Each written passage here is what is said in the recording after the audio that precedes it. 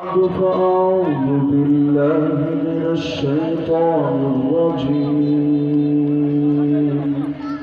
بسم الله الرحمن الرحيم إن صلاتي ونسكي ومحياي ومماتي لله رب العالمين لا شريك له وبذلك أمرت وأنا أول المسلمين وقال النبي صلى الله تعالى عليه وسلم من أحب لله وأبغض لله وأعطى لله ومنع لله فقد استكمل الإيمان. آمنت بالله صدق الله العلي العظيم وبلغنا رسوله النبي الكريم.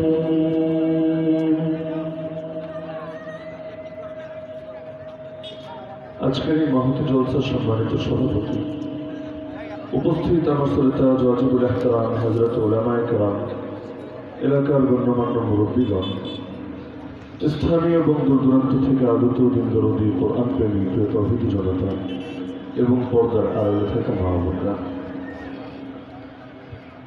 প্রথমে ক্ষমা চেয়ে নিচ্ছি দীর্ঘক্ষণ আপনারা অপেক্ষায় কষ্ট করছেন। হয়তো জুমার পর অনেকে খাওয়া দাওয়ার সুযোগ পান নাই, ক্ষুধার্ত পেট নিয়ে বসে আছেন।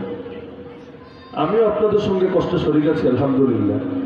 আমারও খাওয়ার সুযোগ হয়নি এবং কখন হবে আল্লাহ ভালো জানেন। কখনো এমনও হয় গোটা দিন পার হয়, একেবারে সেই সকালের নাস্তা এটাও সব গাড়ির মধ্যে শুধু রুটি বা বিস্কুট খেয়ে দিন কেটে যায়। সেই রাত 12টা 1টায় সব ঝামেলা শেষ করে খাওয়ার সুযোগ হয়। তা আমাদের খাওয়াও আল্লাহর জন্য, আমাদের ক্ষুধার্ত থাকাও আল্লাহর জন্য। আমরা খাই কেন? যাতে করে শরীরে শক্তি আসে, এই শক্তি দিয়ে আল্লাহ তাআলার দ্বীনের খেদমত করতে পারি আর আল্লাহর আদেশের অংশ হিসাবে আয় রোজগার জীবন জীবিকাও সামলাতে পারি। আর আমরা যে কষ্ট করি, যেমন রমজানের দিনে সারাদিন খাই না, এটাও আমাদের কোনো স্বার্থে না, একমাত্র আল্লাহ রাব্বুল আলামিনের জন্য। তো দোয়া করি আল্লাহ তাআলা আপনাদের এই সবরের সর্বোত্তম বদলা জান্নাতুল ফেরদাউসে দান করুন। এই কষ্টের কারণে জাহান্নামের কষ্টকে চিরতরে মাফ করে দিন। তাছাড়া সময় ঘনিয়ে এসেছে, লম্বা চড়া আলোচনার সুযোগ নাই। অল্প সময় মৌলিক একটা কথা আমি শুধু স্মরণ করিয়ে দেব। স্মরণ এই জন্য বলছি, বিষয়টা হয়তো অনেকেরই জানা আছে, তবে কোরআন বলছে ওয়াযাক্কির ফাইন্না যিকরা তানফাউল মুমিনিন, মুমিনদেরকে স্মরণ করিয়ে দেন হে রাসূল, স্মরণ করিয়ে দিলে মুমিনদের বড় উপকারে আসে। এজন্য সাহাবীরাও একজন আরেকজনকে দেখলে বলতেন, আসো ঈমানটাকে আরেকবার সংস্কার করি, আরেকবার নবায়ন করি। কিভাবে? কারণ যখন কথাগুলো আলোচনা হবে তখন ঈমানের মধ্যে এটা ভালো করে শক্তি পয়দা হতে থাকবে, দিলের মধ্যে গিয়ে বসবে। নিজে কোনো আমল করতে চাইলে অন্যকে সে আমলের দাওয়াত দিলে নিজের জন্য করাটাও সহজ হয়ে আসে। আপনি এলাকার সবাইকে ফজরের নামাজে দাওয়াত দেন, আপনার দাওয়াত শুনে 10 জন 20 জন ফজরের নামাজে এসে হয়তো শরীক হবে। আপনি নিজে কিভাবে ঘুমিয়ে থাকবেন এবার ফজরের নামাজের সময় এলে? আপনার বিবেকেই ভাববে, আমার দাওয়াতে আলহামদুলিল্লাহ 20টা মানুষ এখন নামাজের জন্য রেডি হলো, আমি এখন কিভাবে ঘুমিয়ে থাকি? তো যে কোনো জিনিস নিজে আমল করতে চাইলে সহজ একটা তরিকা হলো, অন্যজনকে যদি আমলের দাওয়াত দেন, সে আমল করুক বা না করুক, আপনার জন্য আমল করা সহজ হয়ে যাবে ইনশাআল্লাহ। আল্লাহ তাআলা যেই সমস্ত কারণে এই জাতিকে শ্রেষ্ঠত্ব দিয়েছেন, এর মধ্যে অন্যতম কারণ হলো কোরআনে জানিয়ে দিচ্ছে কুনতুম খায়রা উম্মাতিন উখরিজাত লিন-নাস তা'মুরুনা বিল মা'রুফ ওয়া তানহাউনা আনিল মুনকারি ওয়া তু'মিনুনা বিল্লাহ। শ্রেষ্ঠত্বের অন্যতম কারণ হলো এই জাতি অন্যায় থেকে নিষেধ করে, অন্যায়ের বিরুদ্ধে প্রতিবাদ করে, অন্যায়কে রুখে দেওয়ার জন্য চেষ্টা করে। আল্লাহর জমিনকে তারা আল্লাহর জমিন রাখতে চায়, শয়তানের জমিনে পরিণত করে দিতে চায় না। আল্লাহর জমিনে তারা হককে জিন্দা রাখতে চায়, কোনো বাতিলের সঙ্গে তারা আপোষ করতে চায় না। এমনকি আল্লাহ রাসূল সাল্লাল্লাহু আলাইহি ওয়াসাল্লাম এটাকে আরো স্পষ্ট করে বলেন, তোমাদের কেউ যদি অন্যায় দেখে তার ঈমানের ধাপ আর স্তর হলো 3টা। সর্বোচ্চ স্তর হলো হাত দিয়ে প্রতিরোধ করা, যদি না পারে মুখ দিয়ে প্রতিবাদ করা, তাও যদি না পারে অন্তর দিয়ে প্ল্যান করা, পরিকল্পনা করা। আর এটাই হলো ঈমানের সবচেয়ে দুর্বল স্তর, যার বাইরে ঈমানের কোনো স্তরই নাই। হ্যাঁ, বলাই তো যতটা সহজ, করা হলো ততটাই কঠিন। আল্লাহ রাসূলকে মায়ের খেতে হয়েছে, গালি খেতে হয়েছে, গা থেকে রক্ত ঝরাতে হয়েছে। কেন? এর মূলেও হলো অন্যায়ের বিরুদ্ধে প্রতিবাদ। যদি তিনি অন্যায়ের বিরুদ্ধে মুখ না খুলতেন, একা একা শুধু ইবাদত বন্দেগী করেই যেতেন, মায়ের খাওয়া দূরের কথা, তার গায়ে একটা আঁচড় পর্যন্ত লাগতো না। কারণ আমার নবী নবুয়ত পাওয়ার পরে ইবাদত শুরু করেছেন, এর আগে করেন নাই, বিষয়টা এমন না। আমার নবী নবুয়ত পাওয়ার আগে হেরা গুহায় যে মাসের পর মাস কাটালেন, কি করেছেন? সেখানে বসে বসে টাইম পাস করেছেন, বসে বসে এমনি সময় কাটিয়ে দিয়েছেন? আরে না, আল্লাহ রাসূল সেই সময় ইবাদত করেছেন, বন্দেগী করেছেন, জিকির করেছেন, আল্লাহ তাআলাকে খুশি করার জন্য আমল করেছেন। কই সে সময় গিয়ে তো কেউ নামাজের মধ্যে আল্লাহ রাসূলের গলায় চাদর পেঁচিয়ে ধরে নাই, সিজদায় গেলে পিঠের উপরে উটের ভুঁড়ি চাপিয়ে দেয় নাই, আল্লাহ নবীর গা থেকে রক্ত ঝরায় নাই, আল্লাহ নবীর সমালোচনায় মুখর হয় নাই। তাহলে তাদের এত বিদ্বেষ ইবাদতের কারণে ছিল না। এমনকি আল্লাহ রাসূল তিনি কবে আল্লাহর সঙ্গে মূর্তি পূজা করেছিলেন, শিরক করেছিলেন, কুফর করেছিলেন, এমন প্রমাণ তো কেউ দেখাতে পারবে না। তো নবী হওয়ার পরেও যেমন এক আল্লাহ বিশ্বাসী ছিলেন, নবী হওয়ার আগেও বহুত্ববাদে বিশ্বাসী ছিলেন এমন না, বরং তার আগেও তিনি এক আল্লাহ বিশ্বাসী ছিলেন। কারণ এক আল্লাহর দাওয়াত আমার নবী নতুন করে দুনিয়াতে এনেছিলেন, বিষয়টা এমন না। আদম থেকে শুরু করে ঈসা আলাইহিস সালাম পর্যন্ত সকল নবীর দাওয়াত ছিল একটাই, লা ইলাহা, এক আল্লাহ ছাড়া আর কোনো মাবুদ নাই। মাবুদ যদি থাকে একজনই আছেন, তাকে ছাড়া অন্য কাউকে মানার কোনো সুযোগই নাই। তো সব নবীর মূল দাওয়াত যেহেতু এক, আরে আরবেও তো অতীতে নবী এসেছে, ইব্রাহিম আলাইহিস সালামের দাওয়াত এসেছে, তার পুত্র ইসমাইল আলাইহিস সালাম তো এখানেই বেড়ে উঠেছে। তো সেই দাওয়াত মক্কার অলিতে গলিতে ছিল, যদি অধিকাংশ মানুষ নিজেদের আদর্শকে বরবাদ করে ছেড়েছিল, কিন্তু অল্প কিছু মানুষ তারা তখনও পর্যন্ত এক আল্লাহ বিশ্বাসী ছিল। কারণ হাদিসে স্পষ্ট আছে, যেদিন এই জমিনে এক আল্লাহর নাম নেওয়ার মতো কেউ থাকবে না, সেদিন আসমানও থাকবে না, জমিনও থাকবে না, পাহাড় পর্বত গ্রহ নক্ষত্র কিছুই থাকবে না, কিয়ামত হবে, সব বরবাদ হবে। সুতরাং পৃথিবীটা ততদিনই টিকে থাকবে যতদিন এক আল্লাহর নাম নেওয়ার মতো লোক এই দুনিয়ায় বাকি থাকবে। আমার নবীর জামানায় মুশরিক ছিল, কাফের ছিল, বহুত লোক গোমরাহ হয়ে গিয়েছিল। এর মানে এটা না একজনও এক আল্লাহ বিশ্বাসী ছিল না, একজনও হকের উপর কায়েম এবং দায়েম ছিল না। তো সহিহ বুখারীর প্রথম অধ্যায়কে সামনে রাখলেই এই ধারণাটা আপনার সামনে ভ্রান্ত প্রমাণিত হবে যে সেই জামানায় কেউই হকের উপর ছিল না। বিষয়টা এমন না, হকপন্থী কম ছিল, বাতিলপন্থী বেশি ছিল। এই জামানায়ও যেমন হকপন্থী কম, বাতিলপন্থী বেশি। সবসময় দেখবেন শয়তানের পাল্লা ভারী। দুনিয়াতে যত মানুষ আছে এর মধ্যে মুসলমান বেশি না কাফের বেশি? নিঃসন্দেহে কাফের বেশি। 800 কোটি প্লাস মানুষের মধ্যে মুসলমান তো 200 কোটিও না, তো বাকি 600 কোটির অধিকই তো কাফের, মুসলমানের সংখ্যা কম। আবার মুসলমানের মধ্যে নামাজি বেশি নাকি বেনামাজি বেশি? নারীদের মধ্যে পর্দানশীল বেশি না বেপর্দা বেশি? হার লাইনে দেখবেন শয়তানের পাল্লাটাই ভারী, ভণ্ডের পাল্লাটাই ভারী, বাতিলের পাল্লাটাই ভারী। এজন্য কোরআন কখনো সংখ্যাধিক্যকে হকের দলিল বানায় নাই। ওয়াইন তুতি আকসারা মান ফিল আরদ ইউদিল্লুকা আন সাবিলিল্লাহ। কোরআন বলছে, হে রাসূল, পৃথিবীর অধিকাংশ মানুষের কথা যদি শোনেন আর আল্লাহর রাস্তায় থাকতে পারবেন না, দুনিয়ার অধিকাংশ মানুষই আপনাকে আল্লাহর রাস্তা থেকে সরিয়ে দেবে। এ সমস্ত কারণে ইসলামের নেতা নির্বাচনের ক্ষেত্রেও অধিকাংশ মানুষের কথার দাম নাই।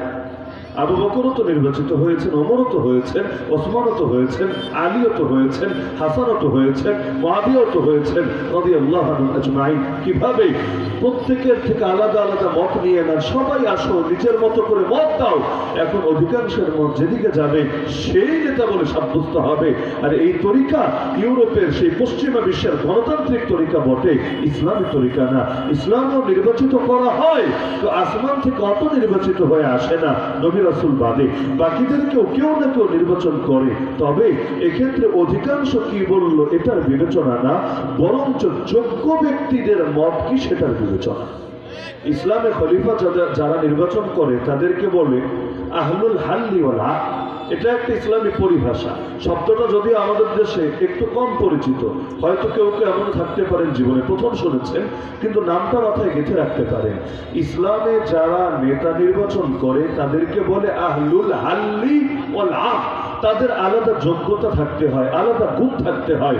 যার মনে চায় গিয়ে মত দিবে, বিষয়টা এমন না, না হলে কখনো ইনসাফ থাকবে না। মনে করেন কাদিয়ানি, সে কি চাইবে একজন খাঁটি মুসলমান নেতা হোক? বরঞ্চ সে চাইবে ওর দলের কেউ নেতা হোক যারা চোর, যারা বাটপার, যারা ধান্দাবাজ, যারা জালেম, যারা প্রতারক, যারা 2 নম্বর কারবারিতে জড়িত।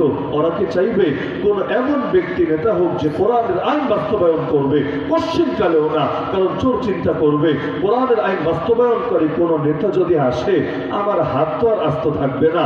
জিনাকার চিন্তা করবে কোরআনের আইন বাস্তবায়নকারী কোন নেতা যদি আসে আমার পাথর মারতে মারতেই তো আস্ত রাখবে না।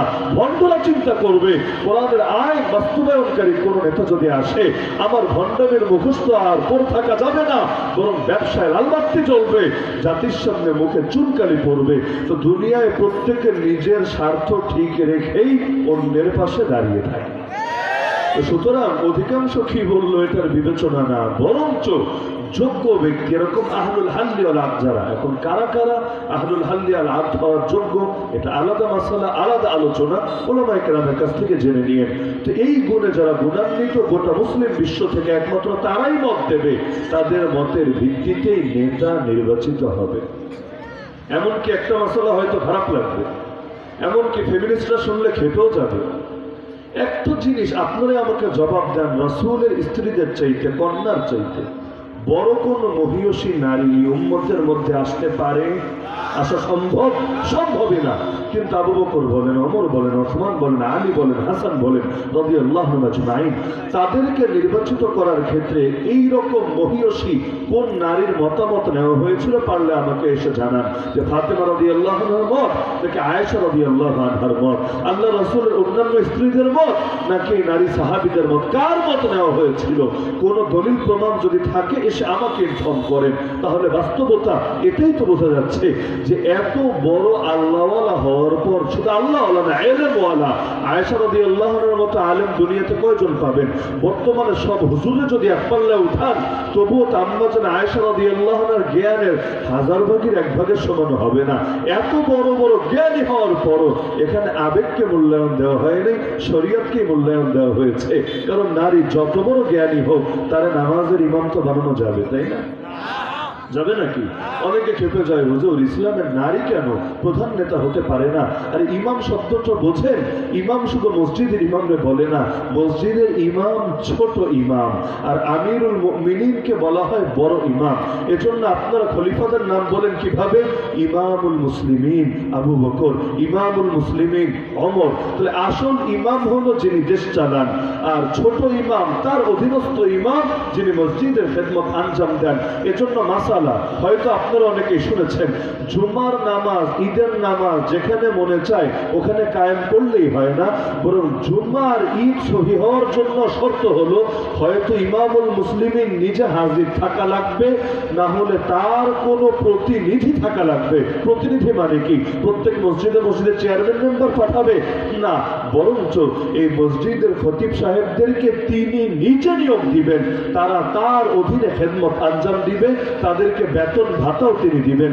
এজন্য ইসলাম কায়েম থাকলে এই আলেম ওলামাদের বেতন ভাতাই কমিটির দেওয়া লাগে না, বরং বাইতুল মাল থেকে দেওয়া হয়। ইমামুল মুসলিমিন আর খলিফাতুল মুসলিমিন দিয়ে থাকেন। কেন? কারণ যে টাকা দেয় সে বড়েও দেখানোর চেষ্টা করে। এখন কমিটিরা টাকা দেয় তো ইমামের উপর মাস্তানিও করে, কিন্তু ইসলাম কায়েম থাকলে টাকা কমিটি দিবে না, সাধারণ জনগণ দিবে না, টাকা দিবে রাষ্ট্র, টাকা দিবে সরকার, টাকা দিবে ইমামুল মুসলিমিন। ব্যাস, এখন আর এলাকার কোন নেতায় কি বললো এটার দিকে নজরই দেওয়া হবে। মানুষ কি বললো ওটার দিকে নজর দিতে গেলে আল্লাহ কি চান ওটার দিকে আর নজর দেওয়া যায় না।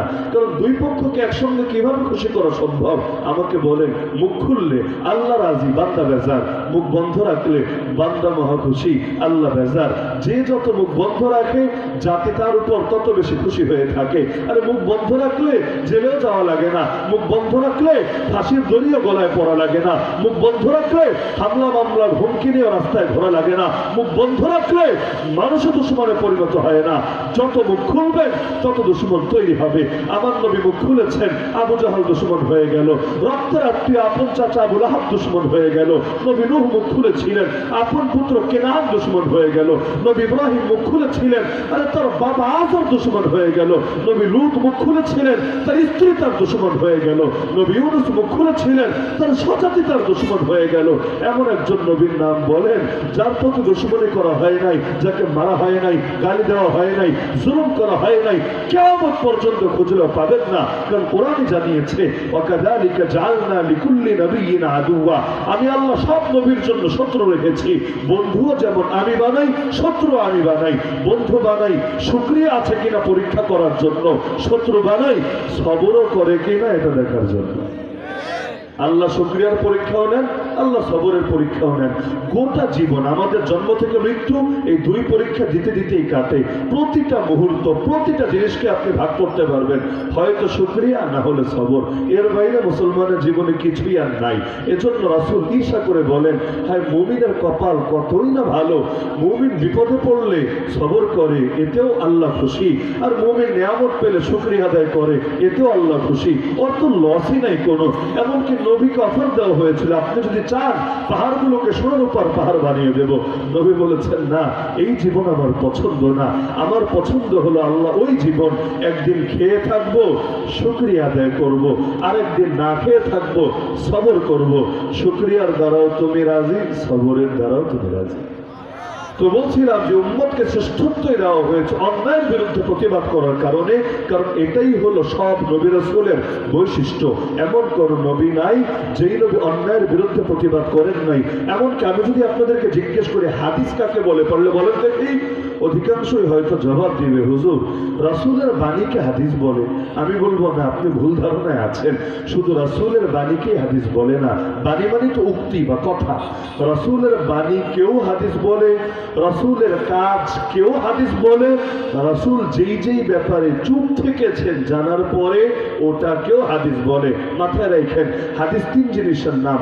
আরবিতে বলে, একটা হলো কাউল মানে কথা, আরেকটা হলো ফেয়াল মানে কাজ, আরেকটা হলো তাকরীর মানে চুপ থাকা। নবীর নীরবতাও সম্মতির লক্ষণ।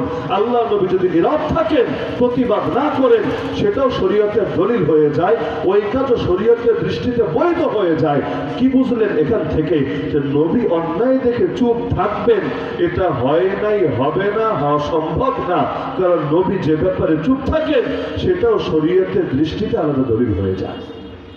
তা আপনারা তো সেই নবীরই উম্মত, সেই নবীরই ওয়ারিস। সুতরাং কোন অন্যায় দেখে সকলে চুপ থাকবে এটা হবে না। এই কারণে আল্লাহ রাসূল স্পষ্ট বলেছেন, ইন্নাল্লাহা লা ইয়াজমা উম্মতি আলা দালালা, আল্লাহ আমার গোটা উম্মতকে কখনোই গোমরাহির উপর একত্রিত করবেন না। অনেকে বিক্রি হতে পারে, কিন্তু সবাই বিক্রি হবে এটা কখনোই হবে না। কিছু মানুষ হলো হার জামানায় হকের উপর থাকবে। এজন্য নবী বলেন, বাদা আল ইসলাম গারিবা ওয়া সায়াউদু কামা বাদা। ইসলাম যখন পথ চলা শুরু করেছিল, হক তখন অপরিচিত ছিল। শীঘ্রই এমন জামানা ফিরে আসবে, হক আবার অপরিচিত হবে। ফাতুবা লিল গুরাবা, ওই সময়ও যারা হককে ধারণ করে রাখবে তাদের জন্য সুসংবাদ। আমি শুধু একটা কথা আপনাদেরকে জিজ্ঞেস করি, দুনিয়াতে মুসলমান বাড়ছে না কমছে? হাজার গুণ বাড়ছে না? আল্লাহ নবীর জামানায় কয়জন ছিল? 2 লাখও না। নবী দুনিয়া থেকে চলে যাচ্ছেন, কিন্তু উম্মত 2 লাখও না। আর আজকে 2 লাখ, 200 লাখ। আরে মুসলমান বাড়তে বাড়তে একেবারে 200 কোটি ছাড়িয়ে যাচ্ছে। সুবহানাল্লাহ, আল্লাহ তাআলা বিশাল বরকত দিয়েছেন। কিন্তু এখন যদি ফিরতি প্রশ্ন করি, ইমাম মাহদি, আল্লাহর খলিফা মাহদি যখন আসবে, মাত্র 313 জন লোক কেন তারে বায়াত দিবে? অনলি 313। অথচ বায়াত নেওয়া হবে হজের সময়। হজ করতে তো 313 জন যায় প্রতি বছর, তাই না? বলবেন, হুজুর আমাদের কিশোরগঞ্জ থেকে এর চাইতে বেশি যায়। আরে এত হাজার হাজার লাখ লাখ মানুষ, কিন্তু বায়াত যখন নিবেন, কত হাজি, কত আলেম, কত হুজুর, কত দায়ী, কত মুজাহিদ, কত মুবাল্লিগ, কিন্তু সেই সময় থেকে গ্রহণকারীর সংখ্যা এত কম কেন থাকবে? কিছু কি বুঝে আসে? এমনকি সর্বশেষ যে লড়াইও তিনি করবেন, ওই যে গিয়ে কনস্টান্টিনোপলকে, তৎকালীন সময় যেটা হবে ইউরোপের রাজধানী, সেটাকেও যে বিজয় করবেন, ও সময় তার সঙ্গে কয়জন থাকবে? হাদিস সামনে রাখলে বুঝে আসে গেছে, 1 লাখও না, এর চাইতে কম। তো 313 দিয়ে শুরু, শেষ পর্যন্ত গিয়েও 1 লাখ না। বাকিরা যাবে কোথায়? প্রত্যেক এলাকা থেকে একজন করে নিলেও তো সংখ্যা বেশি হওয়ার কথা। তার মানে মুসলমান সংখ্যায় তো বাড়ে, কিন্তু ইমানের হালত বড় নির্মম অবস্থায় গিয়ে পড়ে। এটা বিপদে না পড়লে বোঝা যায় না। বাংলায় বলে না, বিপদে বন্ধুর পরিচয়। ইসলামের যখন বিপদ দেখা দেয়, দুর্দিন দেখা দেয়, তখন আসলে চেনা যায় কারা খাঁটি মুসলমান আর কারা সাইনবোর্ডধারী মুসলমান। সুখের দিনে তো লোকের অভাব পড়ে না। অনেকে বলে, হুজুর দেশের অবস্থা ভালো না, এত এই জাতীয় কথাগুলো এখন না বললে চলে না, পরিস্থিতি ভালো হোক তারপর বললেন। আমি একটাই জবাব দিই, ভাই পরিস্থিতি যদি ভালোই হয়ে যায় বলার আর দরকার কি? ভালো তো হয়েই গেছে, তখন বললেও ভালো, না বললেও ভালো।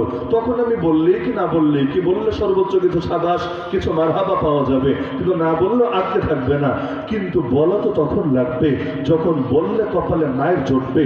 ওই সময় বলতে গিয়ে তো বেলাল মায়ের খেয়েছে, এমন হালতে বলতে গিয়ে তো আম্মা ইয়াসির সুমাইয়াকে কোরবানি দিতে হয়েছে, এমন পরিস্থিতিতে বলতে গিয়েই তো আমার নবীর গা থেকে রক্ত ঝরেছে। নাহলে সুদিন দেখে দেখে যদি বলতো সকলে, অন্তত আমার নবীর গা থেকে 1 ফোঁটা রক্ত বের হতো না। দুর্দিনের বন্ধুরাই খাঁটি বন্ধু। তো একসময় সব পরিস্থিতি ভালো হবে, এটা আমাদের ঈমান, আমাদের আকীদা। এমন কোন ঘর থাকবে না যেখানে ইসলামের কালেমা ঢুকবে না, এমন কোন দেশ থাকবে না যেখানে আল্লাহর দ্বীন বিজয়ী হবে না। এমনকি রাম মন্দির কয়দিনই আর টিকবে? বাবরি মসজিদ ভেঙে নিজেদের ক্ষমতার দম্ভ দেখিয়ে এই মাসের 22 জানুয়ারি তার রাম মন্দির উদ্বোধন করে দুনিয়ার 180 কোটি মুসলমানের হৃদয়ে রক্তক্ষরণ ঘটাতে পারে। কিন্তু আল্লাহর কসম করে বলি, কোরআন হাদিস সামনে রেখে বলি, এই দিন নয়, আরো দিন আছে। ওদের ভণ্ডামির মুখোশ খোলার সময় শীঘ্রই ঘনিয়ে আসবে।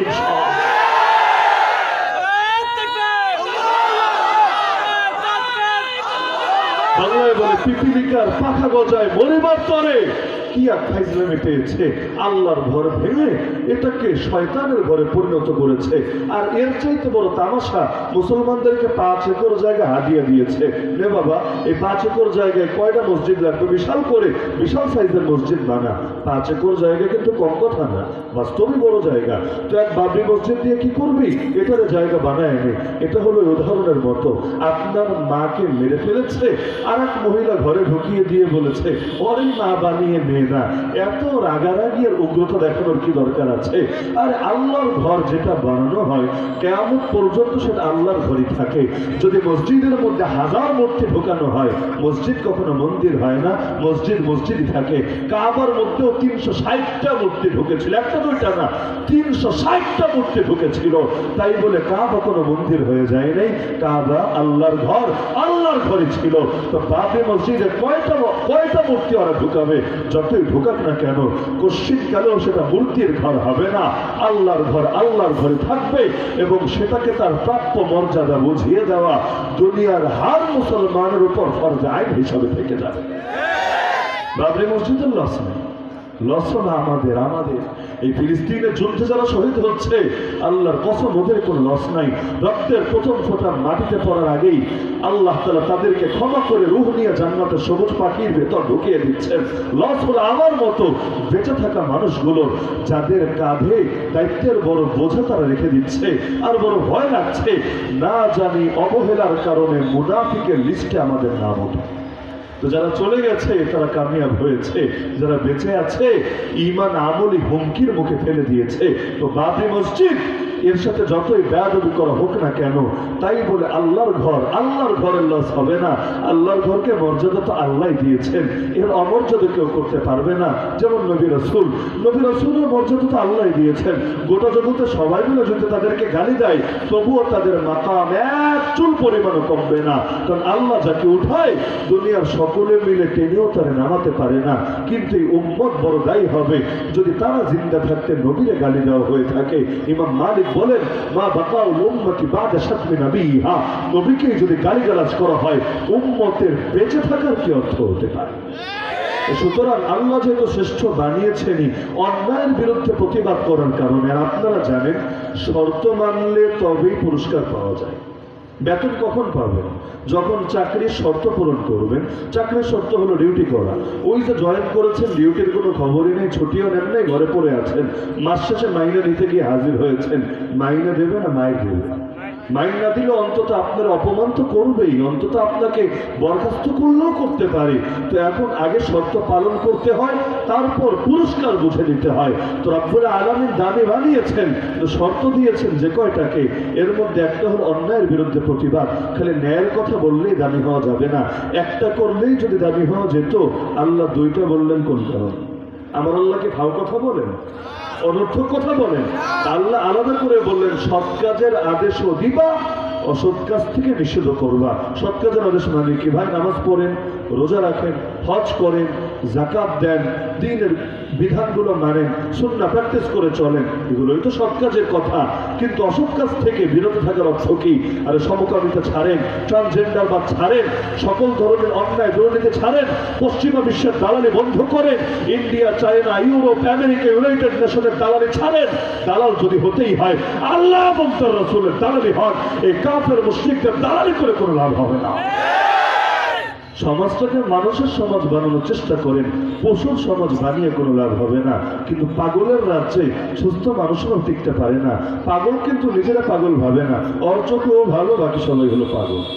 কখনো পাবনা গেলেও হেমায়তপুরে পাগলাগারও দেখে এসে কথাবার্তা শুনলে মনে হবে ওরাই সুস্থ আর আপনারা সবাই মেন্টাল, আপনারা সবাই পাগল। এরকম হলো হালত। তেমন একটা হালত হয়েছে এখন ট্রান্সজেন্ডাররা, ওরা মনে করে ওরাই হলো এই দেশে থাকার যোগ্য, আর আমরা যারা ওদেরকে দেখতে পারি না আমরা থাকার অযোগ্য। আমি একটা সত্য কথা বলি, যদিও এই কথাগুলো বলার কারণে তারাও ক্ষিপ্ত হতে পারে আমার উপর। যেই কয়টা ট্রান্সজেন্ডার এই দেশে আছে, এদের ছবিগুলো দেখলে আমার বমি চলে আসে। পেটের খাবার যা খেয়েছে এগুলো সব মুখ দিয়ে বের হয়ে আসতে চায়। আবার এখন বলবে কি বর্ণবাদ হয়ে যাচ্ছে কিনা, আবার আমাদের কলিজে আঘাত দিচ্ছে কিনা, ওগুলো বাদ দেন। আমার দৃষ্টিতে এগুলো মেন্টাল ছাড়া, মানসিক রোগী ছাড়া কিছু না। আমাদের এলাকায় এমন কিছু পাগল আছে, একেবারেই পাগল, গায়ে কাপড়ও নেন, কিন্তু বলে আমি আমেরিকার বাদশাহ, আমেরিকার প্রেসিডেন্ট। যদি বলেন বেড়া তুই তো বাংলাদেশের কোনো এলাকার মেম্বারও না, তুই আমেরিকার প্রেসিডেন্ট হবে কিভাবে? বলবে না, মেম্বার চেয়ারম্যান হওয়া লাগবে না, মনে মনে আমি আমেরিকারই প্রেসিডেন্ট। এমন পাগল আছে নাকি না? রাজবাড়িতে এমন একটা পাগল আছে, নিজেকে ইমাম মেহেদি দাবি করে, মাহাদিও বলতে পারে না, ওই হাতে দেয় না মেহেদি, মেহেদি, ইমাম মেহেদি দাবি করে নিজেকে। এখন ওরে যদি গিয়ে জিজ্ঞেস করে আর ইমাম মাহদি কেমন হবে, হাদিসে আলামত বলা হয়েছে, তোর লোকে তো মেলেই না। ইমাম মাহদির বাপের নাম হবে আব্দুল্লাহ, তার নিজের নাম হবে মোহাম্মদ, তার রং কেমন হবে, গায়ের আকৃতি কেমন হবে, কই আসবে, কোথায় বায়াত নেবে, সবই তো হাদিসে বলা হয়েছে, তোর সাথে তো মিলেই না। বলবে মেলাতে লাগবে না, মনে মনে আমি ইমাম মাহদি, নাউযুবিল্লাহি মিন যালিক। এইরকম পাগল আগে দেশে ছিল। আর ছোটবেলায় আমরা আরো কিছু পাগলামি দেখতাম। একদল ভণ্ড বেদাতি বলতো মনের পর্দা বড় পর্দা, বাইরের পর্দা লাগে না। বলে নাকি বলে না? ও বিভিন্ন ওরসে, বিভিন্ন খাজা বাবার দরবারে এই জাতীয় কথাবার্তা বলে যে মনের পর্দা বড় পর্দা, বাইরের পর্দা লাগে না। মনের নামাজ বড় নামাজ, বাইরের নামাজ লাগে না। পরে একটু বড় হয়ে শুনলাম নাস্তিকরা বলে মনের কোরবানি আসল কোরবানি, বাইরের কোরবানি জরুরি না। কারণ বাইরের কোরবানি করলে জীব হত্যা হয়, জীব হত্যা হলে এর দ্বারা সমাজে উগ্রতা ছড়িয়ে যায়। তো কি করতে হবে? মনের পশুকে কোরবানি করতে হবে, আর এই টাকা পয়সাগুলো গরিব দুঃখের মতো দান করে দিতে হবে, তাহলেই নাকি সমাজটা সুন্দর হবে। এরপর আরেকটু বড় হয়ে শুনলাম মনের জিহাদই বড় জিহাদ, বাইরের জিহাদ এটা কোনো বিষয়ই না। আর মনে মনে যারা জিহাদ করে এটাই হলো নাকি কামেল মুজাহিদ, আকবর আলী মুজাহিদ। আর ময়দানে যারা জিহাদ করে এরা হলো ছোট পুস্কা পাস্কা লিলিপুর সাইজের মুজাহিদ। এখন শুনতে শুনতে আইসা এই 2023 আর 24 বাংলার জমিনে শুনতে পাচ্ছি এই ট্রান্সজেন্ডারদের জবানে, আমি তো জেন্ডার বলি না, আমি বলি ট্রান্সগন্ডার, এই ট্রান্সগন্ডারদের জবানে এরা এখন বলতে শুরু করেছে মনের লিঙ্গই বড় লিঙ্গ, বাইরের লিঙ্গ বিষয় না। বলে নাকি বলে না? যে দেখতে ছেলে হলে কি হবে, মনে মনে সে মেয়ে, দেখতে মেয়ে হলে কি হবে, মনে মনে সে ছেলে। যদিও উল্টাটা বেশি চলে। উল্টাটা বুঝলেন? মানে দুই দল সমান পাগল হয়েছে তা না। দুই দল সমান মানে ছেলেরাও বলতে শুরু করেছে আমরা মেয়ে, মেয়েরাও বলতে শুরু করেছে আমরা ছেলে। এমনটা কম হচ্ছে, বেশি হচ্ছে ছেলেগুলোই খালি মেয়ে সাজছে, মেয়েরা কিন্তু ছেলে হওয়ার ভান কমই ধরছে। আমি পোশাক আশাকে সাদৃশ্য বলছি না, আমি ট্রান্সজেন্ডারদের কথা বলছি। ট্রান্সজেন্ডার অনেকভাবে হয়, কখনো সার্জারি করে যন্ত্রপাতি কেটে কুটে হয়, কখনো হয় না কাটাকাটি না, গায়ের মধ্যে হরমোন ঢুকিয়ে হয়, তো বিভিন্নভাবেই হয়। তো এখন কিছু ছেলের মাথায় পাগলামি ঢুকেছে, ওরা মেয়ে সেজেছে, কিন্তু মেয়েদের মাথায় পাগলামিটা কমই ঢুকেছে, ওরা এখন এই গাঞ্জাখুরি কথা কমই বলছে। এখন এটা নিয়ে আমার মাথায় একটা প্রশ্ন আছে, পাগল হলে দুই পাশেই সমান হোক না, ছেলেগুলোই মেয়ে সাজার জন্য এত উঠে পড়ে লাগলো কেন? তার মানে কি মেয়ে সাজলে আলাদা ফ্যাসিলিটিস আছে, বিভিন্ন খদ্দের টদ্দের ক্লায়েন্টের ব্যাপার স্যাপার আছে, টাকা পয়সা আর আয় রোজগারের বিভিন্ন ধান্দাবাজি আছে? না হলে হঠাৎ করে ছেলে হওয়ার পরও মেয়ে সাজার এত গরজ জাগলো কোন দুঃখে? চাকরি করতেও কষ্ট, ব্যবসা করতেও কষ্ট, কামলা খাটতেও কষ্ট, শরীর ব্যস্তে আর কি কষ্ট আছে? শরীর ব্যস্তে তো কষ্টই না, আরো মজা পাবে, দুজনেই মজা আর দিন শেষে টাকা। তো এইরকম এক ফাইজলামিতে মেতেছে কিনা আল্লাহ ভালো জানে, কিন্তু পাগলামি করলেও এক জায়গায় আবার তার ঠিক আছে। না হলে এই যতগুলো লোক এই পাগলামিতে শরীর, ব্রাকেরই হোক বিকাশেরই হোক, অথবা ওই মাছরাঙ্গা টেলিভিশনে যারা নাটক প্রচার করছে সমকামিতা আর ট্রান্সজেন্ডারের পক্ষে, ওরাই হোক, আপনি গিয়ে ওদের বাসার সামনে প্লে কার্ড হাতে নিয়ে দাঁড়াবেন, শোন তোরা না বলেছিস যে কেউ যদি নিজেকে মেয়ে মনে করে তাহলে মেয়েই মানতে হয়, মেয়ের মতে আচরণ করতে হয়, ভালো কথা, তাহলে আজকে রাতটা তোর মেয়ের সঙ্গে বাসায় থাকতে দে, কারণ আমাকে দেখতে ছেলে হলে কি হবে, আমি তো আসলে মেয়েই, তো মেয়ের সাথে মেয়ে থাকবে, এতে গায়ে এত আগুন জ্বলার কি আছে? আরে যেহেতু মেয়ের সাথে মেয়ে থাকবে, এখানে তো ধর্ষণেরও ব্যাপার নাই, ইজ্জত হানিরও ব্যাপার নাই, মন তো ফ্রেশই আছে, এই দাবি যদি তোলে থাকতে তো দেবে নাকি? দেবে নাকি থাকতে? নিজের বেলায় শোনো না, ঠিক আছে, তো মুসলিম সমাজকে জানোয়ারের সমাজে বানানোর এক আজীব চক্রান্তে মেতেছে। আমি চিন্তা করি এরা তো কুকুরের চাইতে নিকৃষ্ট হয়ে গেছে, কারণ কোন প্রাণী এমন আছে, কোন জানোয়ার এমন আছে যারা সমকামিতা করে বা এভাবে লিঙ্গ বিকৃতি করে? জানোয়ারের ক্ষেত্রে যে এই কাজটা ঘটে নাই, মানুষ এখন ওই কাজের প্রতিযোগিতা শুরু করে দিয়েছে। এখন মাথায় যদি মানসিক রোগ হয় তাহলে ট্রিটমেন্ট আছে নাকি নাই? আছে। কেউ যদি নিজের আমেরিকার প্রেসিডেন্ট দাবি করতে শুরু করে, আপনারা কি করবেন? আপনারা গিয়ে তারা ডাক্তারের কাছে নেবেন, আর যদি জিন শয়তান কাজে সওয়ার হয় হুজুরের কাছে নিয়ে আসবেন, হুজুর দোয়া দুরূদ পড়ে একটু সাইজ করে ওর মাথা থেকে জিন ভূত আর এই শয়তান ছাড়াবে। আর যদি বাস্তবে না, হুজুর রিলেটেড বিষয় হয় না, বাস্তবে তারটার সেরা আছে, তাহলে মানসিক রোগী মনোরোগ বিশেষজ্ঞ যারা, ওদের কাছে নিয়ে যাবেন, ওরা ট্রিটমেন্ট করবে। তো সমস্যা তো তুই নিজেরা সারা না, তুই ছেলে, তোর কাছে কেন নিজেকে মনে হচ্ছে? এই ট্রিটমেন্ট তোর করা দরকার, কিন্তু নিজের ট্রিটমেন্ট করবে না, উল্টো মানব সমাজকে রাস্ত রাখবে। বড় দুঃখ লাগে। এখন তো গোটা দেশে আলোচনা হচ্ছে খালি ট্রান্সজেন্ডার, শরীফা ইত্যাদি দুই চারটা বিষয় নিয়ে। আমি বলছি না যে এটা আলোচনার বিষয় না, অবশ্যই আলোচনা করা উচিত, কারণ এটা গোটা প্রজন্মের জন্য হুমকি। এখনকার ছেলেপেলেরা তো বিয়ে করতে গেলে এটা ভেবেই পেরেশান, মেয়ে আসলে কুমারী কিনা, ভার্জিন কিনা, নাকি অভিজ্ঞতা সম্পন্ন, বিভিন্ন রকম বিভিন্ন লাইনে অনেক অভিজ্ঞতা হাসিল করে ফেলেছে, এগুলো নিয়ে টেনশনে পড়ে। আগামী প্রজন্ম তো এইটা নিয়ে টেনশনে পড়বে, যারা বিয়ে করতে যাচ্ছে আদৌ কি সে মেয়ে নাকি সেও একটা গন্ডার, এটা নিয়ে তো চিন্তার বিষয় হয়ে যাবে। তো অবশ্যই আলোচনার দরকার, কিন্তু এর চাইতে আরো বড় বিষ বিভিন্ন জায়গায় লুকিয়ে আছে। স্কুলের সিলেবাস নিয়ে কি বলবেন? আলিয়া মাদ্রাসার সিলেবাস দেখেন, বইয়ের মধ্যে একাধিক বই যেগুলো নিয়ে আলোচনা টুকটাক শুরু হয়েছে, একাধিক বইয়ের প্রচ্ছদের মধ্যে পর্যন্ত হারমোনিয়াম, গিটার, ঢোল, তবলা, খোলামেলা পোশাকের মেয়ে, এগুলোর ছবি দেয় সাজানো হয়েছে। আলিয়া মাদ্রাসা একটা না, একটা হলে বলতো যে অ্যাক্সিডেন্ট, ওই ইসলাম শিক্ষা বইয়ের মধ্যে দুর্গার ছবি ঢুকিয়েছে, সাতক্ষীরার কিছু জায়গায় বিতরণ করেছে, বলেছে অ্যাক্সিডেন্ট। ঠিক হয়, মানলাম অ্যাক্সিডেন্ট হতে পারে, ভুল হতে পারে, তোমাদের মন ফ্রেশ, তোমাদের মনে কোনো ভেজাল নাই, কিন্তু এতগুলো বইয়ের প্রচ্ছদের দিকে নজর কিন্তু আগে যায়, বইয়ের লেখার দিকে পড়ে যায়। তো এগুলো কেউই দেখে নাই, কারোই নজরে পড়ে নাই, এর আগেই সারা দেশে ছড়িয়ে গেছে, এটা ভাবা সম্ভব না। তো কমই বাদ দিলাম, আলিয়া হোক, কিন্তু মাদ্রাসা তো একটা মাদ্রাসার সিলেবাসের মধ্যে কিভাবে ঢোলের ছবি, তবলার ছবি, হারমোনিয়ামের ছবি, অপসংস্কৃতির ছবি, নারীর দেহের ছবি অ্যাড করা যেতে পারে, এখান থেকেই তো বুঝে আসে ওদের ভেতরে বড় দুরভিসন্ধি আছে। এখনই যদি জাতি প্রতিবাদ না করে পরবর্তী প্রজন্মকে আস্ত বেঈমান বানিয়ে ছাড়বে। গত বছর ওই বান্দর তত্ত্ব ঢুকিয়েছিল, আপনাদের মনে থাকার কথা। এই বান্দর তত্ত্ব নিয়ে প্রতিবাদ হয়েছে আলহামদুলিল্লাহ। জনগণের বাইরে গিয়ে কেউ তো আর কিছু করতে পারে না, উপরের চাপে ঢুকায়। এগুলো টাকা পয়সা পায়, বিভিন্ন ব্যাপার স্যাপার আছে, ওগুলো আমি নাই বলি। উপরের চাপে ঢোকায়, আবার জনগণ চাপ দিলে সরাতেও বাধ্য হয়, কারণ জনগণকে ছাড়া কেউ কখনো চলতে পারে না। তো গত বছরের প্রতিবাদে অনেক কিছু বিদায় হয়েছে। এই বছর আপনারাই প্রতিবাদ করেছেন আলহামদুলিল্লাহ। কিছু কিছু পরিবর্তনের সুর পাওয়া যাচ্ছে। শরীফার গল্প নিয়ে টনক নড়েছে নাকি নড়ে নাই, ইতিমধ্যে কমিটিও বানিয়েছে যে এটা পর্যালোচনা করে রিভিউ করে এটাকে বাদ দেওয়া যায় কিনা। আমার এখনই প্রস্তাব হলো প্রতিটা বিষয় এভাবে সম্মুখে তুলে ধরেন, এগুলো মিনমিন করে গোপনে গোপনে আলোচনা করার বিষয় না।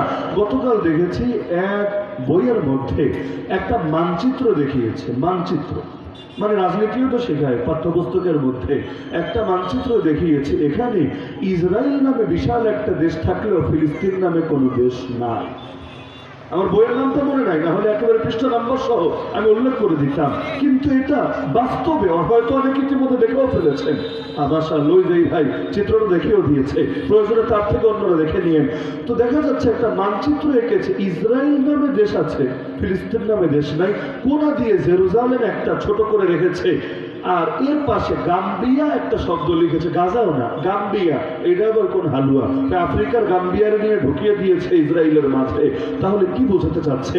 যেখানে ইসরায়েলকে বাংলাদেশও রাষ্ট্রীয়ভাবে আজও পর্যন্ত স্বীকৃতি দেয় না, এটা একটা বাস্তবতা। আওয়ামী লীগ বিএনপি বলে কথা না, বাংলাদেশ রাষ্ট্র হিসাবে আজও পর্যন্ত ইসরায়েলকে একটা বৈধ রাষ্ট্র মনে করে না। সেখানে শিক্ষা সিলেবাসের মধ্যে এগুলো ঢোকে কিভাবে? নাকি এটা নিয়েও কথা বলা যাবে না? কথা বললে আরে বলতে ভয় পায়। একটা বার চিন্তা করেন, একজন বললে ঝুঁকি, দুইজন বললে ঝুঁকি, 10 জন বললে ঝুঁকি, সবাই মিলে বললে কার ঝুঁকি? সবাই কি জেলে ঢোকানো সম্ভব? কত জায়গা আছে জেলে, কত হামলা মামলা দেওয়া যেতে পারে। প্রত্যেকেই যদি প্রতিবাদী হয়ে ওঠে আল্লাহর কসম, তখন কাউকেই আর জমিয়ে রাখা যাবে না। কিছু আলেম জেলে থাকে, কিছু আলেম বাইরে থাকে। কেন? কারণ অল্প কিছু মানুষ যদি মুখ খোলে তখন নিয়তিতে জেলই থাকে। কিন্তু লক্ষ লক্ষ আলেম সকলে মিলে যদি ময়দানে নেমে আসে, কয়জন জেলে ঢুকাবে আমাকে বলে? আন্দোলন শুধু বাইরে হয় তা না, আন্দোলন কারাগারেও। কারাগারে আন্দোলন করা লাগে শুধু নিজেদের মৌলিক অধিকার আদায়ের জন্য। কারণ কখনো শুধু এই লেবাসের কারণে অধিকার দেওয়া হয় না, যে অধিকার চোররা পায়, ডাকাতরা পায়, ধর্ষকরা পায়, খুনিরা পায়। কিন্তু যেহেতু একটা বছর চোখে তো দেখে এসেছি, শুধুমাত্র হুজুর হওয়ার কারণে মৌলিক অধিকার দেওয়া হয় না। তো কারাগারেও কিছু আন্দোলন করতে হয়। কারাগারে তো আর মিছিল মিটিং, সভা সমাবেশ, লং মার্চ এগুলো করা যায় না। কারাগারের একমাত্র আন্দোলনের তরিকা হলো অনশন। অনশন তো বুঝেন, হাঙ্গার স্ট্রাইক। আমি খাবো না, আমার খাবার আমি খাবো না, তোমার এত গায়ে জ্বলার কি আছে? তো এখন এটাই হলো কারাগারের একমাত্র আন্দোলন।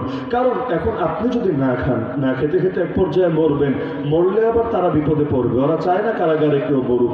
এজন্য একটা কথা প্রচলিত আছে, আজরাইল কারাগারে ঢোকে না। কেন?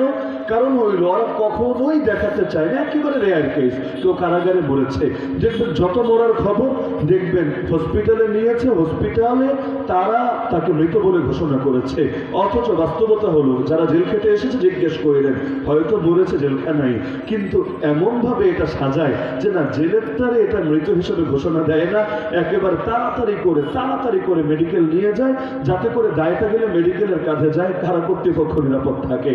তো এখন সবারই তো চাকরির ভয় ডর আছে। এখন কারাগারে আত্মহত্যা নিয়ে অনেক টেনশনে থাকে। যদি কেউ কখন আত্মহত্যার দিকে হাঁটে, বড় মুশকিল। আমরাই যখন জেলে ঢুকেছিলাম, আরে একটা গামছা পর্যন্ত, আস্ত গামছা জেলে ঢুকাতে দিত না, একেবারে ওই জেল গেটের মধ্যে গামছারে ছিঁড়ে। আমার একটা গামছা ছিল, বাপে দিয়ে দিয়েছিল, তো গামছাটারে কেটে 4 টুকরা করে 1 টুকরা দিয়েছে। এক গামছারে যদি 4 টুকরা করে, ওইটাকে গামছা থাকে না, রুমাল থাকে। এখন কিসের জন্য জিজ্ঞেস করলাম, আরে গামছা নিয়ে এত দুশ্মনী কিসের জন্য? বললো না হুজুর, অনেকে এটা দিয়ে ফাঁসি দিলেও দিতে পারে। আমি বললাম এটা কেমন কথা? 60 কেজি 80 কেজি 100 কেজির মানুষের একটা গামছা ঝুলায় রাখবে, এইটা কেমন সম্ভব? তাহলে জেলের কম্বল দিয়ে যদি জড়ি দেয়? বলে না, এটা বললেন না, এখনো সারদের মাথায় আসে নাই, আসলে ওইটাও নেওয়া যাবে। যেটা এসেছে এটাকে দূর করেছে। আবার এই যে আমাদের পায়জামার যে ফিতা, প্যান্টের বেল্টের কথা বলছিল, ওইটা তো আছেই, পায়জামার যে ফিতা, এইটা পর্যন্ত কেটে টেনে বের করে দিয়েছে। আমি বললাম ভাই, পায়জামার ফিতা কাটছো, পায়জামা পরবো কিভাবে? বললো হুজুর পরা লাগবে না, লুঙ্গি পইরা থাকেন, কিন্তু যেটা আইন এটা তো মানাই লাগবে, কিচ্ছু করার নাই। কারণ বড় ভয়ে কে জানি ফাঁসি দিয়ে বসে। আর এক পাগলা ছিল, আমি নাম নাই বলি, বেচারা সাদাসিধা মানুষ, হুদাই তারে ধরে নিয়ে এসেছে। এখন তার হইল মনে কষ্ট, আমার কারণে আমার বাপ পেরেশান হবে, মা পেরেশান হবে, মামলা চালাতে গিয়ে পরিবার রাস্তায় বসে যাবে অসহায়, আমার বেঁচে থাকার দরকার নেই, মরে গেলে সবাই ঝামেলা থেকে মুক্তি পাবে। এখন ও চারদিকে ঘোষণা দিতে লাগলো, আমি বাঁচবো না, সুযোগ পেলে আমি সুইসাইড করব, আর যাই কই কারো কর্তৃপক্ষের ঘুম হারাম।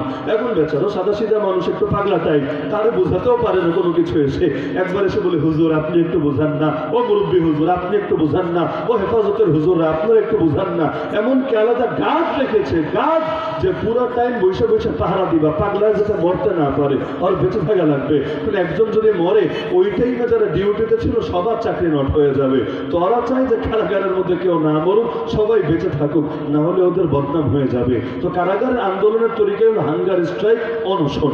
তো এখন একা অনশন করলে তো আর দাবি আদায় হয় না, সকলে মিলে অনশন করতে হয়। তো সকলে মিলে অনশন করতে ঐক্য কায়েম করা লাগে, বৈঠক করা লাগে, একজন নেতার আহ্বানে নামতে হয়। তো এরকম কোন আন্দোলন যদি হয়, ফায়দা হয় আলহামদুলিল্লাহ। প্রথম ধাপে সেই মারা মারে, মারতে মারতে কখনো গা থেকে রক্ত ঝরায়, কখনো কষ্ট দেয়। তো যদি দেখে না মরার মতো আলামত শুরু হয়ে গেছে, মুখ টুক থেকে ফেনা টানা বের হচ্ছে, অজ্ঞান হয়ে পড়ে গেছে, তখন একেবারে সব দাবি দেওয়া মুহূর্তেই পূরণ হয়। কিন্তু কারাগারের খুঁজতে থাকে আন্দোলনের লিডটা কে দিচ্ছে, নেতৃত্বে কে আছে।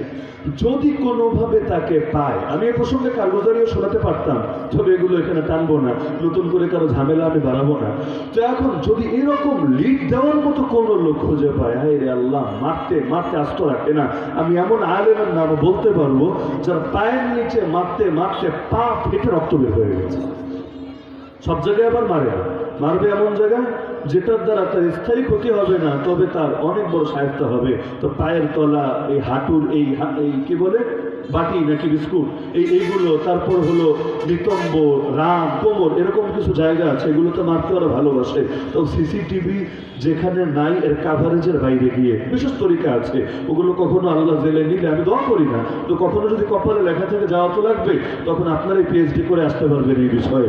তো এখন দেখা যাচ্ছে যে যদি লিড দিচ্ছে এমন কাউরে খুঁজে পায়, মারতে মারতে তার জীবনটাকে তেজপাতা বানিয়ে ছাড়ে।